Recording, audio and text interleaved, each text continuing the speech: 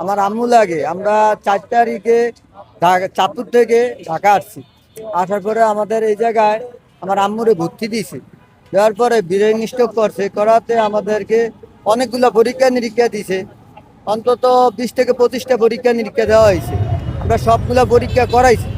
করানোর পরে তো ডাক্তার আসে না, মানে লাস্ট একটা পরীক্ষা ছিল, ওই পরীক্ষাটা দেওয়া হলে তাহলে মনে করেন না ডাক্তার দেখা হয়তোবা রক্তক্ষরণ হয়েছে কিনা ব্রেনটে ওটা জানার জন্য, ঠিক আছে, তো ডাক্তারও আসে নাই। তো আমাদের আর ওনার কোনো চিকিৎসা হয় না, জাস্ট 2 একটা ইঞ্জেকশন দেয়, ব্যথা মেতার এগুলার ইঞ্জেকশন লেখা দেয়, আনি পোস্ট করে এতটুকু। তো ডাক্তারও আসে না। আমরা যাবৎ 4 দিনের মতন 29 তারিখ থেকে অর্গুমা, মানে বাড়ির থেকে অসুস্থ ছিল, এই অর্গুমা থাকতে তো একটা তো ঘুমাই নাই।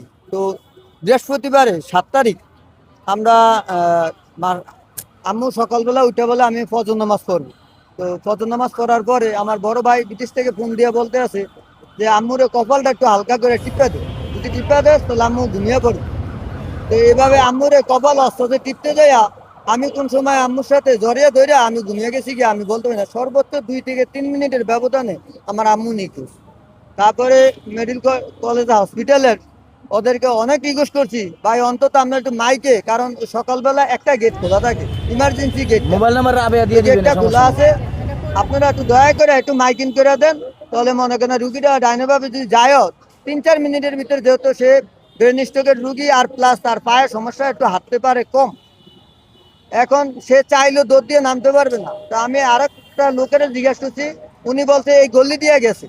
এই গল্লির কথা শুনে আমি সেদিকে যদি দৌড় না দিয়া যদি গেটের দিকে দৌড় দিতাম হয়তো বা আমার মারে পাইতাম, যেহেতু উনি বলছে এই গেট দিয়ে এদিক দিয়ে বাইরেছে, সোজা গেছে। আমি সোজার দিকে দেখতে যাই, আমি দৌড়িয়ে গেছি এদিকে। তো যাইতে যাই আমি আর আমার মারে আজ পর্যন্ত পাই কিসব নাই। তো রাবেয়া? আমি ওনাদেরকে অনেক রিকোয়েস্টের মাধ্যমে সিসি ক্যামেরার ফুটেজ ওনারা আমারে দেয় নাই।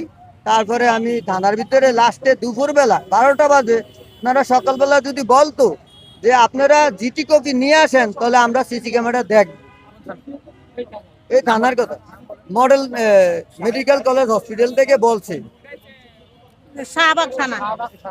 শাহবাগ থানা থেকে জিটি করে আসতাম, মানে থানার কথা উল্লেখ করে নাই, বলছে তোমরা জিটি করে আসো, কিন্তু বলছে কোন সময় 1টা থেকে 1:30টার দিকে, কিন্তু ওনাদের বলার উচিত ছিল, আমি তো জানি না, ওনাদের বলা উচিত ছিল সকালবেলা, যেহেতু হারাইছে আমরা পাই নাই, তোমরা সকালবেলা এখন ই করো, তাহলে আমরা এটা যে এটা সিসি ক্যামেরা ফুটেজটা বাই করে দেখবো।